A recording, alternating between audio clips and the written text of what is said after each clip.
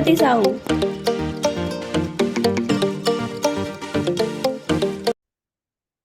Hey guys, welcome back to another video of Python series, and in this video we are going to practice a programming question based on loops. So let's get started. In this video we are going to perform a program in which we will find out whether a number is prime or not. तो basically ये program है prime number का. You have to find out a prime number. सबसे पहले prime numbers क्या होते हैं? Prime numbers वो नंबर्स होते हैं जिनके दो फैक्टर्स होते हैं, those having two factors, or you can say in another language that those numbers which can be divisible by 1 and itself. For example 5. 5 एक ऐसा नंबर है जो सिर्फ 1 से एंड 5 से डिवाइड होता है, मतलब 1 से एंड खुद से itself. It means it has two factors. Okay. For on the other hand, if we talk any non-prime number, that is let's suppose 8. 8 के फैक्टर हमें पता है क्या क्या होते हैं? 1, 2, then 4, then 8. There are 4 factors. Similarly 6 के देखते हैं 1, 2, 3 and 6. 4 factors and so on. So those numbers who are having only 2 factors, you can say those are prime numbers. तो हमको यही पता करना है अपने प्रोग्राम में कि एक नंबर हमको दिया जाएगा and we have to find out whether that number is prime और नॉट. ओके, तो what will be the logic of this code? हम प्रोग्राम लिखने वाले हैं, प्रोग्राम के लिए लॉजिक क्या हम यूज करेंगे? सो फर्स्ट ऑफ ऑल हम लूप लगाएंगे from 1 to n, that particular number 1 से लेके n तक. ठीक है, n की वैल्यू अभी मैं ले रही हूँ 5, तो 1 से लेकर 5 तक हमने लूप लगाया, तो हमारा जो i की वैल्यू, जो आइटरेटर होगा, जो हर वैल्यू के पास जा रहा होगा, उसको आइटरेट कर रहा होगा, उसकी वैल्यू होगी 1, 2, 3, 4 एंड 5. ऐसे करके हमारे पास नंबर्स आएंगे लूप में. And now we are checking that is my ये नंबर जो हमारे हैं वो मेरे इस 5 को डिवाइड कर पा रहे हैं, या 5 जो है वो इन नंबर्स को डिवाइड कर पा रहा है. इट मीन्स क्या 5 मेरे 1 को डिवाइड कर पाएगा? यस, कर पाएगा. क्यों? क्योंकि उसका रिमाइंडर क्या आएगा? 0. So we are finding out by using modulus that if my number is dividing by that particular iterator and it is giving me the result 0, it means that number is divided by that particular number. ये तो हमने mathematics में पढ़ा है कि अगर हमें पता करना है कि वो नंबर डिवाइड कर रहा है पूरी तरीके से, तो हम क्या करते हैं? हम उसका रिमाइंडर पता करते हैं. What will be the remainder? जो अगर रिमाइंडर लास्ट में 0 आ रहा है, it mean it is fully dividing that particular number. Similarly क्या 5 मेरा जो 2 है वो 5 को डिवाइड करेगा? नहीं करेगा, बिकॉज रिमाइंडर क्या आएगा? यहाँ पर 1 आएगा, ना कि 0 आएगा. तो it mean it is not dividing. 3 भी डिवाइड नहीं करेगा, 4 भी नहीं करेगा, एंड ओनली 5 जो है वो पूरी तरीके से 5 को डिवाइड करेगा. So we will be getting 2 factors. तो हमको क्या करना है? यहाँ पर काउंट करना है.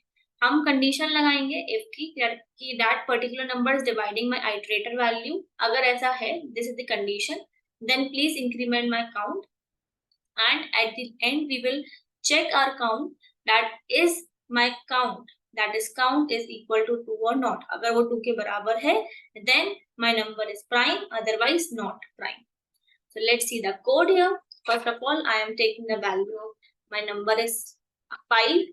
So 5 and then my loop will be like this for I in range from 1 to n. तो हमको पता है फॉर लूप में जो लास्ट एलिमेंट होता है, जो इसको हम जो रेंज रखते हैं वो जो, तो वो एक्सक्लूडिंग होता है. अगर मैं यहाँ पे सिर्फ n लिखूंगी तो n को इंक्लूड नहीं करेगा, but we have to count, क्योंकि n तो n जो मेरा नंबर है वो अपने आप को डिवाइड करेगा, तो हमें उसको काउंट करना है ना. अगर 5 है तो 5 तो 5 को डिवाइड करेगा. अगर मैं यहाँ पे सिर्फ n लिखूंगी तो फिर ये मेरी जो रेंज है, जो मेरा लूप है, वो 1 से लेके 4 तक जाएगा, लेस देन 5 तक, less than my last number. Okay, but it will not include 5. So I want to include 5 also in my loop. So that's why I'm writing 1 comma n plus 1, and then I'm writing the condition if n mod n is my number, that is 5, n mod I is my iterator, is equal to 0. It means it is dividing my number. Then increment the count of c. अब c हमने लिया ना, c हम ले लेते हैं, c को हम फिर ले लेते हैं, c is equal to 0 starting में, because number of factors are 0. अगर मुझे को कोई फैक्टर मिलता है, इट मीन फैक्टर के वैल्यू हो गया +1, काउंट का वैल्यू होगा +1 and at the end of the loop जब खत्म हो गया उसके बाद मैं चेक कर रही हूँ क्या मेरे c की वैल्यू 2 है। अगर 2 है तो आप प्रिंट कर दो that number is prime, my number is prime, otherwise else print number is not prime. That's it. Let's run this code. Let's see कोई error नहीं आ रहा है, नहीं. Okay, so we have given the value 5 and it's saying that yes your number is prime. Let's change the value. Let's suppose 6 and again running my code, number is not prime.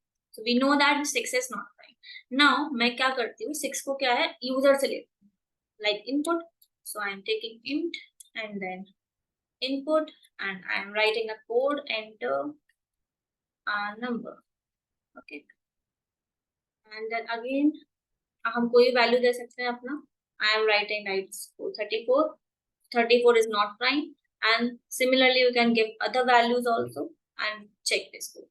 एक और method इसको करने का, अगर मैं 1 को and n plus अपना number को इंक्लूड नहीं करूँ, फॉर एग्जाम्पल n की वैल्यू 5 है तो क्या क्या नंबर्स आएंगे इस लूप में, like this we are having. अगर मैं 1 को हटा दूं लूप से और 5 को हटा दूं तो क्या बचा 2 3 4. वो नंबर्स बचेंगे जो मेरे नंबर को डिवाइड नहीं कर रहे हैं अगर मेरा नंबर प्राइम है. अगर मेरा नंबर प्राइम है तो उसके फैक्टर्स क्या रहेंगे, 1 रहेगा और वो नंबर रहेगा. अगर मैं इन दोनों को लूप से हटा दूं मतलब मेरा लूप कहां से कहां तक रहेगा, 2 से लेकर n-1 तक, और मैं चेक करूं क्या इस रेंज में कोई मुझको फैक्टर मिल रहा है. अगर मुझे कोई फैक्टर मिल रहा है इसका मतलब ये है कि मेरा नंबर प्राइम नहीं है, उसके पास 1 और n के अलावा भी कोई फैक्टर है. फॉर एग्जाम्पल अगर मेरा n 6 होता तो और मैं अगर 1 और 6 को हटा दूं, ठीक है, मेरे पास और कौन कौन से फैक्टर्स आते, 2 आता एंड 3 आता, बीच में कोई ना कोई फैक्टर आता अगर वो प्राइम नहीं है. ठीक है, अगर वो प्राइम है तो उसके सिर्फ 2 ही फैक्टर्स होंगे, 1 एंड n. मैंने उन दोनों को हटा दिया, उन दोनों को मैं चेक ही नहीं कर रही हूँ क्योंकि वो 1 और n तो हर नंबर के लिए कॉमन फैक्टर्स होते हैं. कोई भी नंबर होगा वो 1 और n से डिवाइड होगा ही, तो इसको मैंने हटा दिया. मैं बाकी नंबर को चेक कर रही हूँ कि अगर मेरे नंबर को कोई और नंबर डिवाइड कर रहा है इट मीन्स वो प्राइम नंबर नहीं है, उसके और भी फैक्टर्स हैं.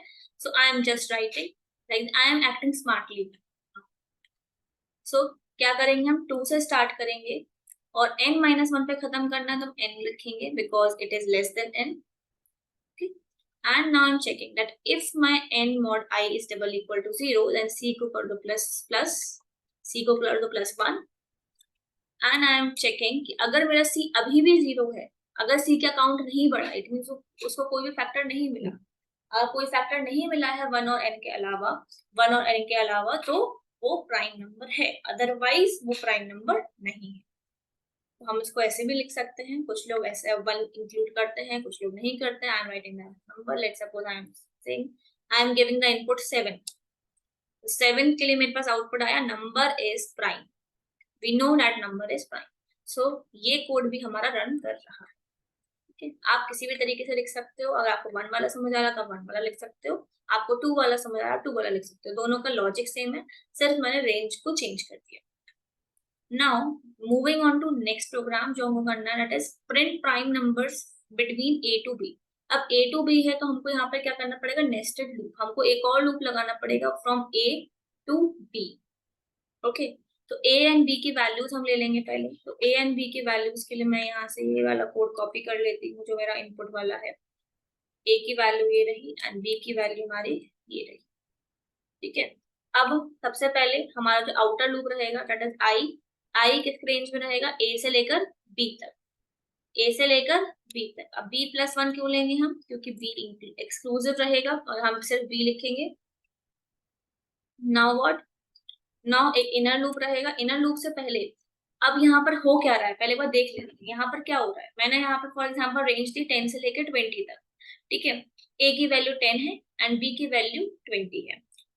10 से 20 तक जितने भी नंबर्स हैं वो सारे नंबर्स को हमको चेक करना है. 11, 12, 13, 14, 15, 16, 17, 18, 19 एंड 20. ठीक है। अब इन सबको हमको चेक करना है और हमें बताना है कि इन नंबर्स में से कौन कौन से नंबर प्राइम है एंड उनको आप प्रिंट करो।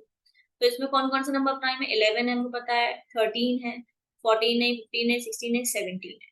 तो these three numbers are prime and 19 also, yes 19 also. तो ये चार नंबर्स है जो कि प्राइम नंबर्स है इस रेंज के बीच में। तो हम क्या करेंगे, पहले 10 को चेक करेंगे। अब 10 को कैसे चेक करेंगे? वो हमको पता है कि एक नंबर को कैसे चेक करते हैं, लाइक दिस। तो हम रेंज में अपनी एक एक नंबर को उठाकर अपने लूप से उसको चेक नहीं कर सकते, है ना? तो वही हमको करना है। So let's erase this. मेरा ए जो है, मेरा आई जो है वो डिनोट कर रहा है particular number of that range. For example, पहले मेरा आई होगा 10, देन मेरा आई होगा 11, then 12, then 13, then 14, then 15, then 16 and so on. It will go up to the last element in the range. इसके अंदर मुझे क्या करना है, अब मुझे हर नंबर को चेक करना है। तो हर नंबर को चेक करने के लिए मुझे उसका क्या चाहिए पड़ेगा, count of factors of that particular number. तो जो भी हमने यहाँ पर कोड लिखा है उस पूरे कोड को हमें एज इट इज लिखना है, डिट्टो। सिर्फ यहाँ पर जो एन है, अब वो किससे डिनोट हो रहा है? वो हो रहा है आई से, क्योंकि आई जो है मेरा वो बता रहा है कि पहले आपकी जो रेंज में वैल्यू है ना वो 10 है, देन 11 है, देन 12 है, देन 13 है, देन 14 है, देन 15 है। आप चाहो तो इस आई का जो नेम है वो चेंज कर सकते हो, आप इसको एन लिख सकते हो। ठीक है। आई जो मेरा है वो वेरिएबल है, वो मेरा 10 से लेके 20 तक जा रहा है, from my A to B. Okay. So अब मैं यहाँ पर बिल्कुल सेम जो मैंने यहाँ पे ऊपर लिखा था वही लिखूंगी, that c is equal to 0 because I have to maintain the count of factor for each number. Then I am writing another loop. Another loop में मैं उसको iterator को जो नाम दे रही हूँ j, I and j. Okay. So for j in range, for j in range of 2, n है, ऊपर हमने n लिखा था, यहाँ पर आएगा हमारा i।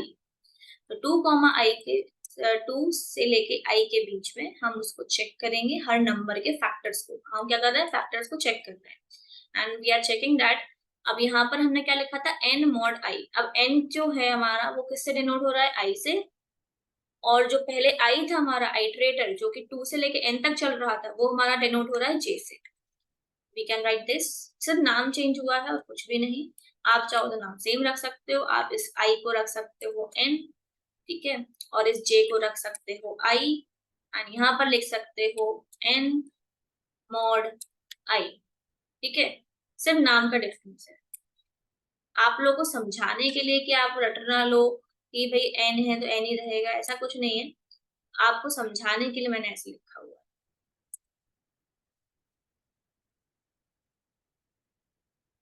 ओके।